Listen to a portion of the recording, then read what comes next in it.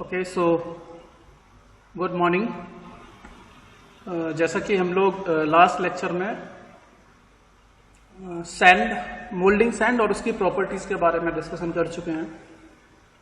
आज हम पैटर्न के बारे में डिस्कशन करेंगे। ठीक है, व्हाट इज पैटर्न, पैटर्न होता क्या है, तो और उसके टाइप्स कितने होते हैं, कितने टाइप के पैटर्न होते हैं, ये सारी चीजें आज हम देखने वाले हैं।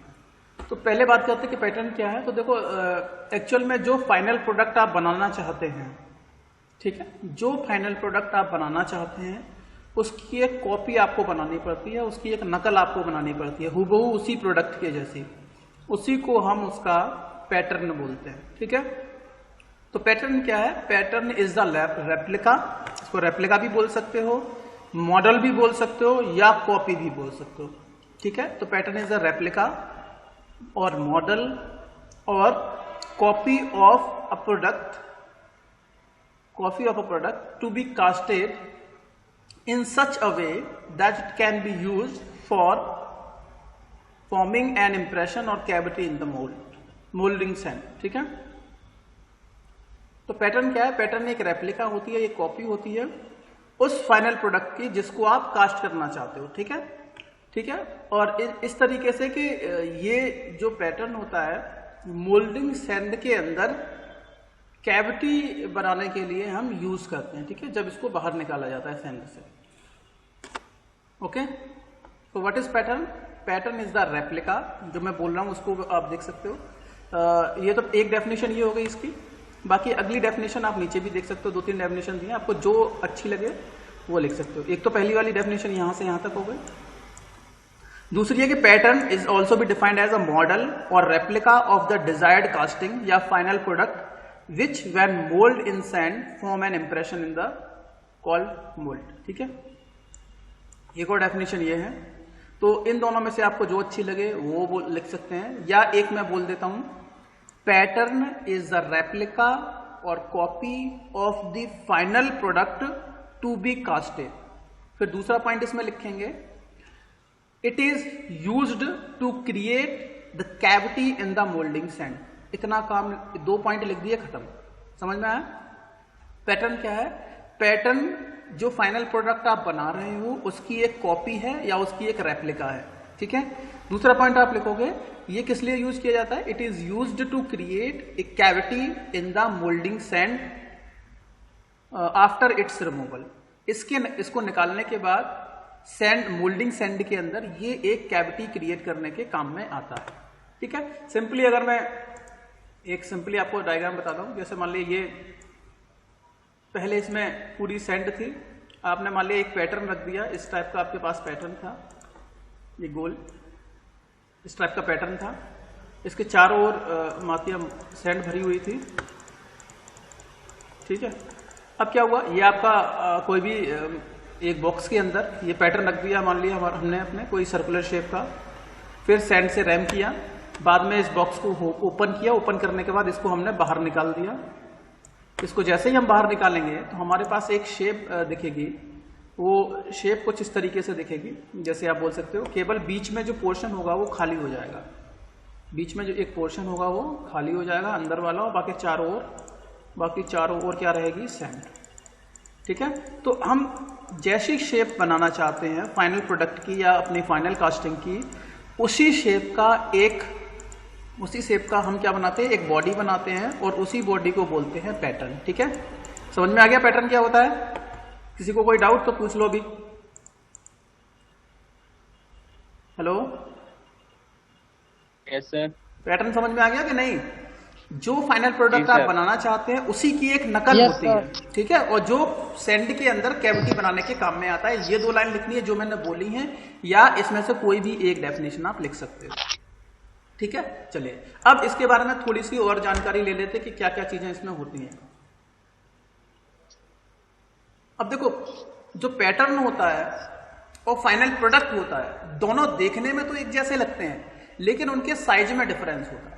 ठीक है, पैटर्न और फाइनल प्रोडक्ट जो हम बनाना चाहते हैं, उन दोनों के बीच में, मतलब उन दोनों की जो शेप होती है ना, देखने में तो एक जैसे लगते हैं, लेकिन उनके साइज में थोड़ा सा अंतर रहता है। अब वो साइज में अंतर क्यों होता है वो यहाँ बताया गया है। तो अगर आपसे पूछा जाए clearly differentiate between pattern and desired casting या फाइनल प्रोडक्ट, ठीक है, तो pattern differs from casting in such a way that it carries allowance, draft, core prints etcetera.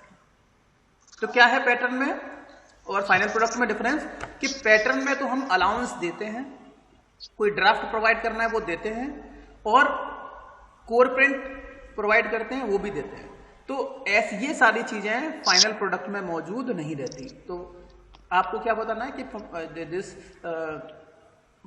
Pattern differs from casting in such a way that the pattern consist of allowance, draft और some core prints while the final casting doesn't contain these things, ठीक है। तो आप बता सकते हो कि pattern के अंदर ये सारी चीजें होती हैं, क्या क्या, अलाउंस होता है, ड्राफ्ट होता है और कोर प्रिंट होती है। ड्राफ्ट का मतलब कोई टेपर अगर हम प्रोवाइड करते हैं, ठीक है, टेपर अलाउंस जो प्रोवाइड करते हैं वो ही होता है आपका। चलिए इतना समझ में आ गया। अब आगे देखते हैं मटेरियल क्या क्या हो सकते हैं, पैटर्न के मटेरियल क्या क्या हो सकते हैं। तो देखियो you can made pattern, generally आप वुड का बनाते हो, वुड का बना सकते हैं, मेटल का बना सकते हैं, वैक्स का बना सकते हैं, मोम का, प्लास्टिक का बना सकते हैं, ठीक है। और मेटल में जैसे कास्ट आयरन हो गया, एल्यूमिनियम बहुत ज्यादा लेवल पे यूज करते हैं क्योंकि ये हल्का भी होता है और ज्यादा प्रॉब्लम नहीं। ब्रास का बनाते हैं मतलब पीतल का, और व्हाइट मेटल का, रैबिट मेटल जो होता है उनका बनाते हैं, ठीक है। तो पैटर्न किस किस का बना सकता है, वैक्स का बना सकते हैं मतलब मोम का बनाते हैं, वुड का बनाते हैं लकड़ी का, मेटल का बनाते हैं, प्लास्टिक का बनाते हैं, और पीओपी का नाम सुना है, प्लास्टर ऑफ पेरिस का नाम सुना है? हाँ सर, हाँ सर, हाँ, तो उसका भी बनाते हैं, ठीक है। तो ये घर में होती है। हाँ घर में, अरे आपने बोला देखा होगा ना कि मूर्तियां बनाते हैं, हाथों पे जब चोट वोट लगती है, हड्डी टूट जाती है तो प्लास्टर चलाते हैं उसी मेटल का, व्हाइट मेटल जो होता है उसी का बना, वो मटेरियल जो होता है उसका बनाते हैं, ठीक है।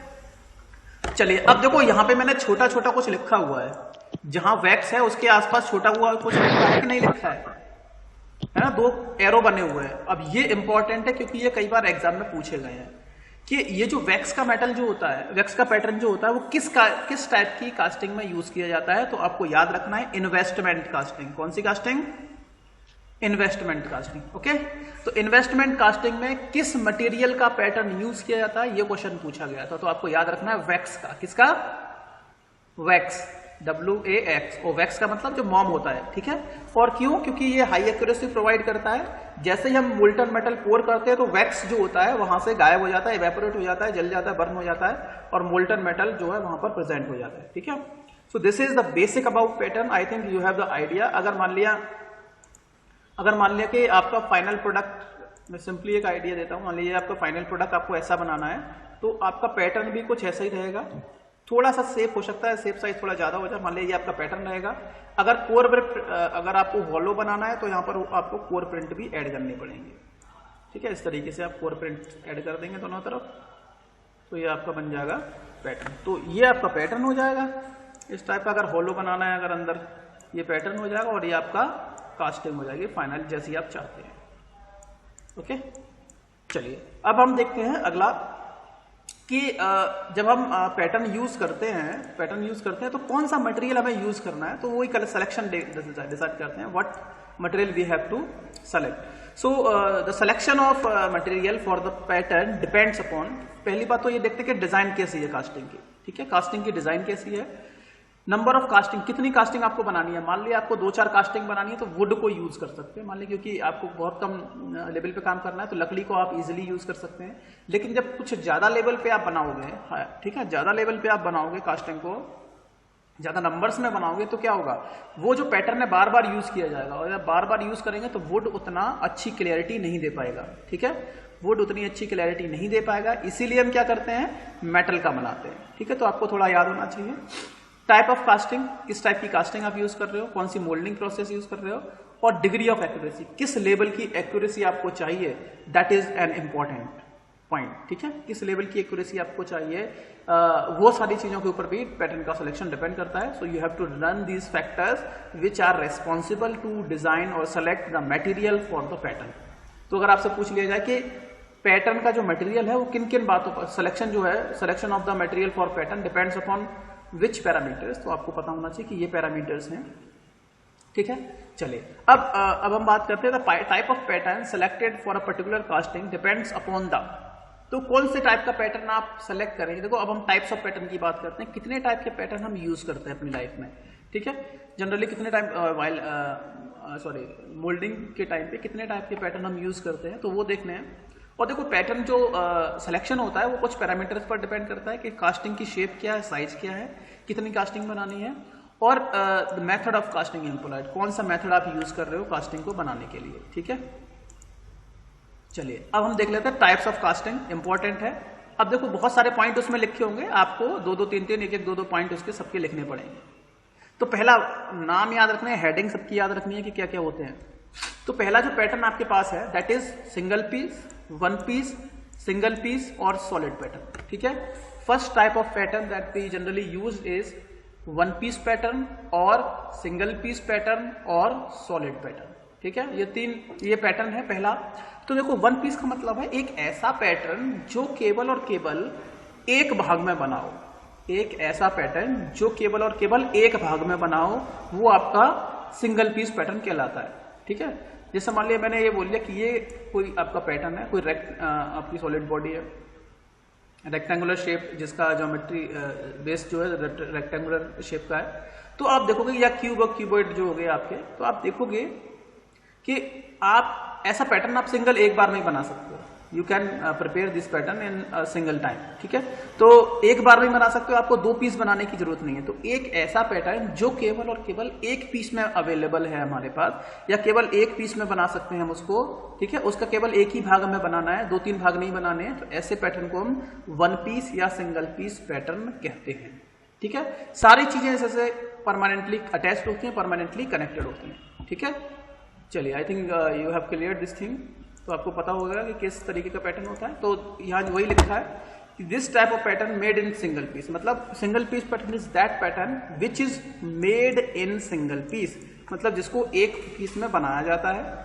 दूसरा, इसको कब यूज करते हैं, कुछ पॉइंट्स है, दो दो तीन तीन पॉइंट आपको याद रखने हैं। तो it is generally used when shape of casting is relatively simple and doesn't create withdrawal problem. तो ये सिंगल पीस पैटर्न को हम कब यूज करते हैं, इसका सिग्निफिकेंस ये है कि जब हमें सिंपल कास्टिंग बनानी होती है और उनको निकालते टाइम, ठीक है, कास्टिंग को निकालते टाइम कोई प्रॉब्लम फेस नहीं होती, तो उस टाइम पे हम सिंगल पीस पैटर्न यूज करते हैं, ठीक है। पैटर्न को निकालते टाइम कोई प्रॉब्लम ना हो, और दूसरा कि प्रोडक्ट जो बना रहे हो बहुत ही सिंपल प्रोडक्ट हो, तो ऐसे टाइम पे हम क्या करते हैं, वन पीस पैटर्न को यूज करते हैं, ठीक है। अब इसमें कोई जॉइंट नहीं होता, सीधे सीधे बात यह है, कोई पार्टिंग लाइन नहीं होती, कोई लूज पीस अलग से नहीं लगाया जाता है। तो ये वर्ड लिखना, ये वाले लिख देना, इट इज इनएक्सपेंसिव, क्योंकि ये थोड़ा सा चीप भी होता है, सस्ता होता है, इनएक्सपेंसिव होता है, ठीक है।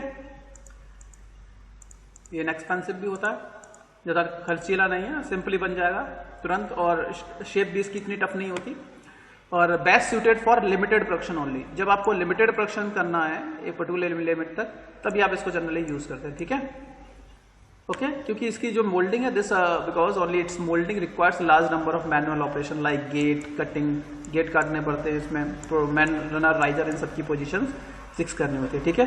So such patterns are used for producing a few large castings, बहुत कम लेकिन फ्यू लार्ज, बहुत बड़ी बड़ी कास्टिंग जब हमें बनानी होती है, जैसे stuffing box of steam engine.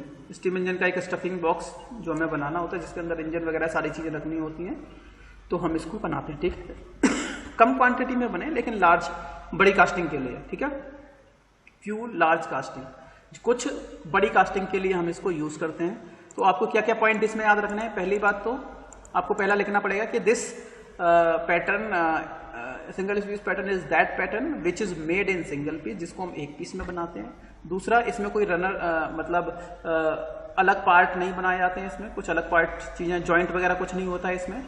इसके अलावा ये थोड़ा सस्ता होता है, इनएक्सपेंसिव होता है, इट इज चीप जनरली होता है, and it is generally used for limited type production. It is used for simple casting, simple casting हो और ज्यादा विथड्रॉल प्रॉब्लम नहीं हो, निकालने में कोई प्रॉब्लम ना हो।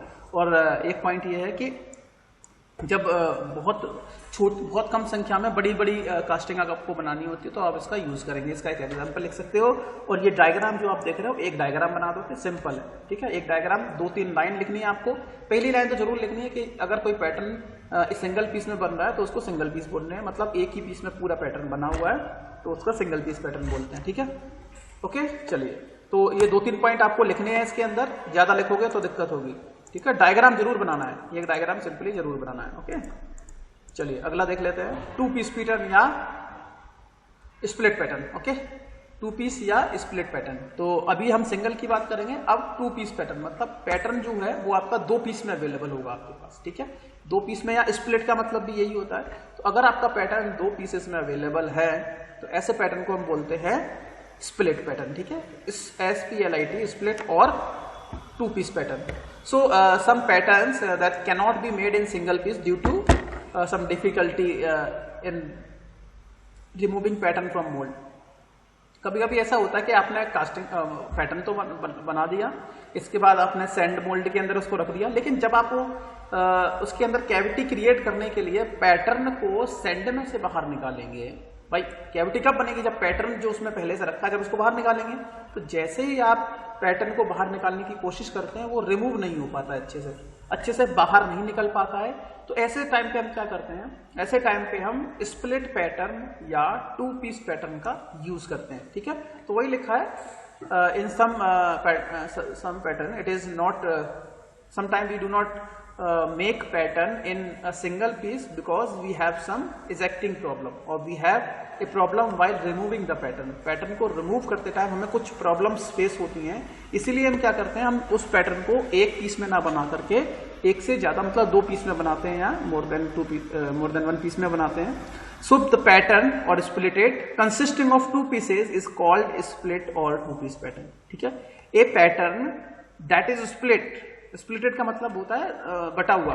ठीक है, कंसिस्टिंग ऑफ 2 पीसेस, जिसमें 2 पीसेस होते हैं, is considered as 2 piece pattern. Okay, समझ में आ गया? तो 2 पीस पैटर्न क्या है? पैटर्न क्या है? A pattern that consist of that is made up with 2 pieces और pattern is considered as 2 piece pattern. तो 2 पैटर्न होता है, तो 2 पीस पैटर्न में क्या होगा, पैटर्न आपका 2 भागों में बना होगा। ठीक है, 2 पीसेस उसके अंदर होते हैं, तो ऐसे पैटर्न को 2 पीस पैटर्न बोलेंगे। तो 1-2 लाइन लिखनी है। अब क्यों बनाते हैं, व्हाट इज द इंपॉर्टेंट, तो इसका ये रीजन है कि भाई जब पैटर्न को हम निकालेंगे सैंड के अंदर से तो हमें प्रॉब्लम फेस होती है, कैविटी के टूटने के चांसेस होते हैं, इसीलिए हम इसको 2 पीसेस में स्प्लिटेड पैटर्न में बनाते हैं। ठीक है, चलिए आपको डेफिनेशन समझ में आ गई, कोई भी ये डेफिनेशन लिख सकते हो, यहां से यहां तक लिख सकते हो, यह हो जाएगा। अब जब आपका पैटर्न 2 पार्ट में बना होता है, 2 पार्ट में बना होता है, तो भाई एक हाफ होगा उसका ऊपर, मान लिया कोई आपका पैटर्न है, let this is your pattern I think,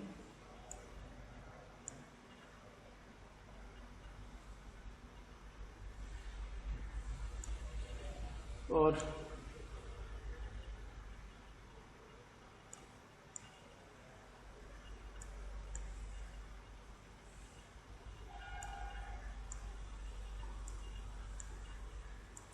ठीक है, तो एक पैटर्न ऊपर रहेगा, एक पैटर्न नीचे रहेगा। तो जो ऊपर वाला पैटर्न होता है उसको हम क्या बोलते हैं, बताइए?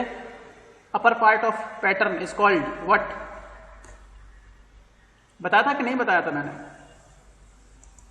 फ्लास्क के अपर पार्ट को क्या बोलते हैं? भूल गए?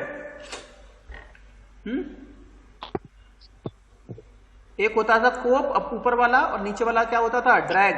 बताया कि नहीं? हाँ ड्रैग। हाँ, तो याद क्यों नहीं है? याद रखने, ये पूछे जाते हैं भाई। चलिए, सो द पैटर्न कंसिस्टिंग और splitted of 2 pieces is called split pattern. ठीक है, ऐसा पैटर्न जिसको 2 भागों में डिवाइड किया वो स्प्लिट पैटर्न होता है। अब इसके 2 पार्ट होते हैं, there are 2 part of the 2 parts are fighting in cope, that is upper half, and drag. ठीक है, that is a part of moulding flask. तो 2 पार्ट होते हैं इसके पैटर्न के, when the pattern is divided into 2 half, its upper half is called as cope and lower half is called drag. So this pattern is have 2 parts, upper part that is cope and lower part that is drag. तो आपको यही लिखना है, कुछ 2 line लिख देंगे। अब taper pins जो होती हैं, जिनको डोबल पिन भी बोलते हैं, these are provided on the cope and holes in the drag for precise positioning. Precise positioning और अलाइनमेंट करने के लिए हम क्या करते हैं, कोप के अंदर क्या प्रोवाइड करते हैं? पिन। पिन कहां प्रोवाइड करते हैं? कोप में। और ड्रैग पे क्या प्रोवाइड करते हैं, होल्स। ड्रैग में क्या होल। हाँ, होल। ठीक है, तो याद रखना कि ये भी एक इंपॉर्टेंट क्वेश्चन है कि कोप में जब कोप एंड ड्रैग पैटर्न होता है या टू पीस पैटर्न होता है, उस केस में जो डोबल पिन होती हैं या टेपर्ड पिन होती हैं वो कोप में प्रोवाइड की जाती है या ड्रैग में प्रोवाइड की जाती है। तो आपको याद होना चाहिए कि पिन जो होती है वो जनरली कोप में प्रोवाइड की जाती हैं और होल जो होता है वो ड्रैग पार्ट में प्रोवाइड किया जाता है। ठीक है, और दूसरा ये है कि जितनी भी नालियां होती हैं उन सारे में होल जो होता है। ड्रैग मैंने बताया था, याद रखने का तरीका, ड्रैग ड्रेन से, और ड्रेन जमीन में होते हैं, और जब भी फ्लो कराना होता है तो वाटर जो होता है होल में होकर फ्लो होता है। ठीक है, तो इसलिए इससे आपको थोड़ा सा क्लियर हो जाएगा। अब क्यों प्रोवाइड करते हैं, वाई इट इज प्रोवाइडेड, क्योंकि ये भी क्वेश्चन बन सकता है यहां से, why the dowel pins and holes are provided in split pattern. तो आपको पता है फॉर प्रिसाइज पोजिशनिंग और अलाइनमेंट, अच्छे से अलाइन हो जाए, एक के ऊपर दूसरा पैटर्न इजीली माउंट हो जाए, जब हम उसको रैम करेंगे तो वो स्लिप ना हो, इसीलिए हम क्या करते हैं उसमें डबल पिन और होल्स बनाते हैं। ठीक है, चलिए ये रीजन हो गया इसका। तो एक लाइन होती है जो कोप हाफ को और ड्रैग हाफ को दोनों को सेपरेट करती है, उसको बोलते हैं पार्टिंग लाइन। ये हम स्टार्ट में बता ही चुका हूं। The line of separation of parts is called parting line. ठीक है, या पार्टिंग सरफेस भी इसको बोलते हैं। तो when a complex casting is made in 3 parts it is called multi piece pattern. याद रखना है, ये भी इंपॉर्टेंट है। मल्टी पीस पैटर्न क्या होता है, मल्टी पीस पैटर्न याद रखना है आपको, कभी कभी पूछ लिया जाता है, तो what is multi piece pattern. ठीक है, तो जब कास्टिंग आपकी थोड़ी ज्यादा कॉम्प्लेक्स होती है तो हम क्या करते हैं, we made the casting in 3 parts. So when this casting is produced in the 3 parts, 3 भागों में जब not casting, pattern is divided into 3 part, then the pattern is called multi piece pattern. तो जब 2 से ज्यादा भागों में मतलब डिवाइड करते हैं तो उसको मल्टी पीस पैटर्न बोलते हैं। और कब यूज करते हैं इसको, जब आपकी कास्टिंग थोड़ी ज्यादा कॉम्प्लेक्स हो, जटिल हो।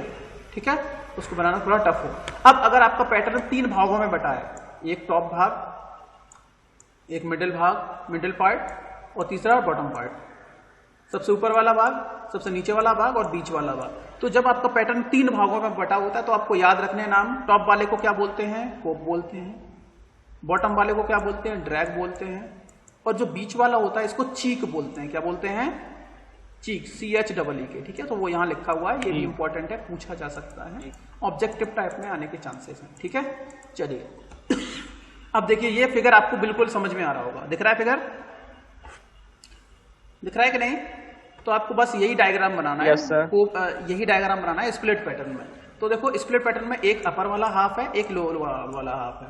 तो अपर हाफ में देखो ये पिन बनाई गई है कि नहीं, तो ये डोबल पिन बनाई गई है या टेपर्ड पिन बनाई गई है, इनको डोबल पिन बोलना है। और लोअर हाफ में डोबल होल बनाए गए हैं, DOWEL, डोबल पिन्स, या इसको टेपर्ड होल भी बोल सकते हो। अब क्यों बनाए जाते हैं इनको, अलाइनमेंट होल भी बोलते हैं। क्यों, क्योंकि प्रॉपर अलाइनमेंट बनाने के लिए हम इनको यूज करते हैं। अगर ये दोनों होल और पिन नहीं बनाएंगे तो ये जो पार्ट हैं दोनों एक दूसरे के ऊपर से स्लिप हो सकते हैं, और जैसे स्लिप होंगी आपकी कास्टिंग डिफेक्टेड हो जाएगी। ठीक है, तो ये डायग्राम आपको बनाना है, 2-3 लाइन इसके बारे में लिखनी है और इतना ही लिखना। ठीक है, डायग्राम जरूर कंपल्सरी, डायग्राम नहीं बनाओगे तो नंबर कट सकते हैं आपके। ठीक है, अब बात करते हैं loose piece pattern. Loose piece pattern क्या होता है, जब भी ऐसा होता है कि जब भी आपकी कास्टिंग में थोड़े से प्रोजेक्शंस निकले होते हैं, प्रोजेक्शन समझते हो, उभरे हुए भाग, कैसे भाग, उभरे हुए। जैसे मान लिया कि ये आपके, मान लिया सिंपली आपको ऐसा प्रोडक्ट बनाना है कोई जिसमें बाहर उभरा हुआ भाग बना हुआ है।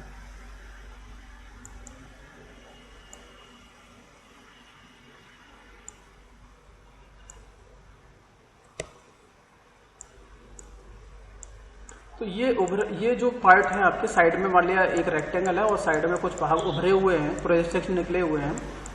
ठीक है, तो ऐसे टाइम पे हम क्या करते हैं, पैटर्न के साथ साथ कुछ लूज पीसेस कनेक्ट कर देते हैं। ठीक है, वो लूज पीसेस परमानेंटली अटैच नहीं होते, लेकिन हाँ टेम्पोरेरी रूप से पैटर्न के साथ अटैच रहते हैं। तो जब उभरे हुए भाग होते हैं तो एक्चुअल में जैसे ही मान लिया आप नॉर्मली खड़े हुए हो, अपने दोनों हाथ बाहर की ओर निकाल के और सैंड के पास हो, तो आपकी बीच वाली बॉडी तो इजीली निकल जाएगी, लेकिन आप ये समझ लो कि आप उड़ने की कोशिश कर रहे हैं। आप क्या कर रहे हैं, उड़ने की कोशिश कर रहे हैं। उड़ेंगे तो अपने हाथ फैलाते हैं कि नहीं है ना। तो बीच वाली बॉडी तो आपकी ठीक है, लेकिन जब जैसे ही आपने हाथ राइट में निकाले तो ये आपका प्रोजेक्शंस हो गए। हालांकि ये नाक और ये कान ये भी आपके प्रोजेक्शंस ही हैं, मतलब बॉडी से बाहर की ओर निकले हुए हैं, हाथ भी प्रोजेक्शन ही है। तो जैसे ही आपने हाथ थोड़े से फैलाए तो ये एक तरीके से प्रोजेक्शन मतलब उभरे हुए भाग है। तो आप क्या करोगे, जब सैंड के अंदर ये पूरा मटेरियल डुबा हुआ मतलब सैंड के अंदर इसको हमने रैम किया हुआ अच्छे से, अब पैटर्न को आप निकालोगे तो जो हाथ है ना इसके ऊपर भी सैंड रखी हुई है, हाथ होंगे आपके, उस हाथों के ऊपर भी सैंड रखी होगी। तो आपके हाथ क्या करेंगे, उस सैंड की कास्टिंग को पूरा डैमेज कर देंगे। जब मैं बीच से पकड़ के अपनी बॉडी को उठाऊंगा तो क्या होगा, हाथ जो है उसके ऊपर सैंड होगी, तो वो भी इस डायग्राम में आप देख सकते हो, यहां सब जगह सैंड भरी हुई है। अब अगर मैं इसको बाहर की ओर निकालता हूं तो यहां सैंड है, तो ये जो साइड वाली एजेस होंगी, इसकी साइड वाली एजेस इसके ऊपर सैंड होगी। तो जब इसको बाहर निकालेंगे तो इसके ऊपर वाली सैंड ब्रेक हो जाएगी, टूट जाएगी और कैविटी हमारी खत्म हो जाएगी, वो फाइनल कैविटी हमें नहीं बन पाएगी। तो हम क्या करते हैं, लूज पीसेस प्रोवाइड करते हैं। और लूज का मतलब क्या होता है, ढीला, है ना, थोड़े ढीले, मतलब परमानेंटली अटैच नहीं होते। तो क्या होता है withdrawal sorry. So what is loose piece pattern? It is a pattern, generally single piece होता है आपका, with loose pieces to facilitate easy withdrawal of pattern from mold. तो लूज पीस क्या है, लूज पीस एक पैटर्न होता है, generally single piece pattern होता है जिसमें लूज पीसेस लगे होते हैं, ठीक है, लूज पीसेस लगे होते हैं। It is a pattern with loose pieces. Loose piece pattern मतलब पैटर्न इसमें विद जोड़ देना है बीच में, pattern with loose pieces is called loose piece pattern. अब क्यों यूज करते हैं इसको, it is generally use to facilitate या प्रोवाइड बोल सकते हो, ठीक है। क्या फैसिलिटी प्रोवाइड करता है, easy withdrawal of pattern from mould. तो लूज पीसेस जब प्रोवाइड कर देते हैं तो ये क्या करेंगे, पैटर्न जो है उस पैटर्न को इजीली बाहर निकलने में, किसमें से, मोल्ड में से या सैंड में से इजीली बाहर निकलने में हेल्प करती है। पैटर्न को सैंड के बाहर इजीली निकालने में क्या करती है, it just provides a help, ठीक है, ये एक हेल्प प्रोवाइड करती है पैटर्न को इजीली बाहर निकालने में। समझ में आ गया, चलिए अब देखिए, अभी इसका डायग्राम आएगा थोड़ा अच्छे से समझ में आएगा। So loose pieces to facilitate easy withdrawal of pattern from the mould. Mould में से पैटर्न को अच्छी तरीके से बहुत आसानी से बाहर निकालने के लिए हम लूज पीसेस प्रोवाइड करते हैं। अब loose pieces form an integral part of the pattern during the moulding. जब मोल्ड बनाते हैं तो ऐसा लगता है कि ये पैटर्न के साथ अटैच्ड है परमानेंटली, लेकिन वो परमानेंटली अटैच नहीं होती है, नॉन परमानेंटली अटैच रहेंगी, ठीक है। So this type of pattern is generally used when projections और अंडरकट्स और overhanging parts are present on the casting. ये इसका सिग्निफिकेंस है। अब बोलोगे सर इतने सारे पैटर्न हम पढ़ रहे हैं, इतने सारे पैटर्न पढ़ रहे हैं, हर एक पैटर्न का अपनी अपनी तो वैल्यू होगी ना, नहीं तो हम एक ही पैटर्न से सारी चीजें बना लेते हैं। तो हर एक पैटर्न का अपना अपना एक पर्टिकुलर सिग्निफिकेंस है, कब क्यों क्या महत्व है। तो लूज पीसेस पैटर्न का मतलब होता है, लूज पीस पैटर्न कब बनाते हैं कि जब आपका फाइनल प्रोडक्ट है, उस प्रोडक्ट में या तो कहीं अंडरकट्स बने हुए हैं, अंदर की ओर कटे हुए भाग, या कुछ प्रोजेक्शंस बने हुए हैं, बाहर की ओर निकले हुए भाग, या कुछ हैंगिंग पार्ट्स लगे हुए हैं। तो उस टाइम पे हम लूज पीस पैटर्न को यूज करते हैं। कब यूज किया जाता है, आपको ये आइडिया होना चाहिए, ठीक है। अब पैटर्न मान लिया आपको है, आपने रैम भी कर लिया अच्छे से, अब उसको निकालते कैसे, ठीक है।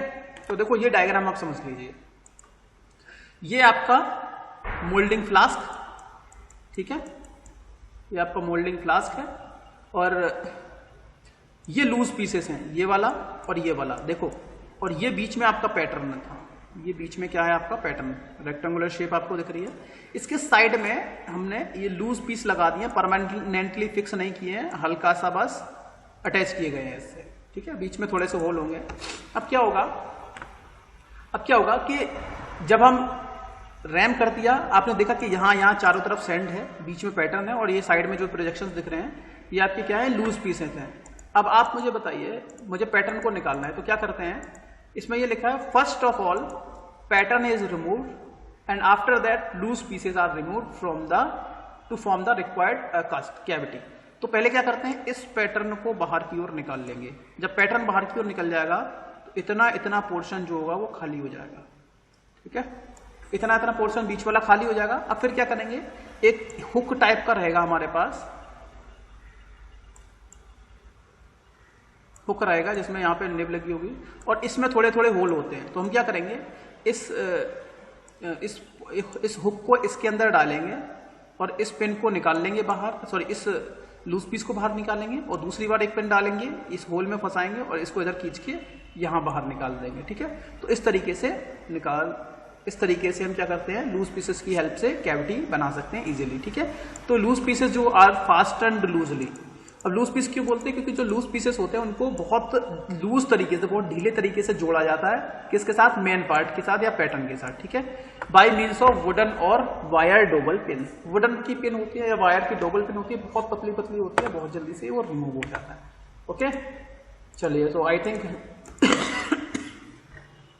you have an idea about the basic idea about loose piece pattern. Okay sir हाँ बोलो सर ये डायग्राम सर दोबारा समझा दीजिएगा सर, ये डायग्राम समझ में नहीं आया सर इसका लूज पीसेस का। ओके, चलिए दोबारा बता देता हूँ। जैसे मान लिया ये आपके पास पैटर्न था बीच में, ठीक है, बीच में पैटर्न दिख रहा है और इसके साइड में यहाँ पर छोटे छोटे होल होते हैं, छोटे से अंदर होल बना देते हैं। ठीक है, वायर के थ्रू कनेक्टेड रहते हैं ये दोनों।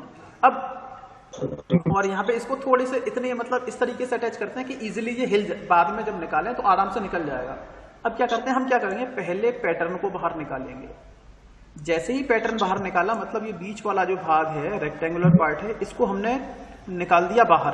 तो अब सैंड के अंदर क्या रह गया, लूज पीसेस साइड में अटैच रह गए, साइड में लूज पीसेस अटैच्ड रह गए। अब क्या करेंगे, ये पैटर्न बाहर निकल गया तो बीच वाला पोर्शन खाली हो चुका है। अब हम क्या करेंगे, एक हुक लेंगे, हुक क्या लेंगे, हुक अपनी ऐसे समझ लो जैसे उंगली समझ लो अपने, उस उंगली को इस तरीके से टेढ़ा कर लो। अब अगर आपको कोई चीज निकालनी है इसमें से तो ऐसे लेके जाएंगे, उंगली यहाँ फंसाएंगे, यहाँ टेढ़ा करेंगे थोड़ा सा, बाहर की ओर निकाल के और ऊपर बाहर निकाल देंगे, है ना। तो एक हुक लेके जाएंगे, इस हुक को एंड वाले पोर्शन को इसमें फंसाएंगे, थोड़ा सा टाइट करेंगे, इसको पीछे की ओर खींचेंगे और बाहर निकाल देंगे। इसी तरीके से लूज पीस को बाहर निकाल देंगे, फिर लेफ्ट वाले लूज पीस को इसी तरीके से बाहर निकाल देंगे। जब लूज पीस बाहर निकल जाएगा तो आपकी फाइनल कास्टिंग बन जाएगी। ठीक है, ओके सर, ओके। अब देखते हैं अगला, माइक ऑफ कर लो थोड़ी देर के लिए, साउंड हो रहा है तो। अगला पैटर्न है आपका गेटेड पैटर्न, है ना। तो ये गेटेड पैटर्न हम नेक्स्ट क्लास में डिस्कस करते हैं। ठीक है, आज के लिए इतना ही बहुत है। Okay sir, okay, thank you.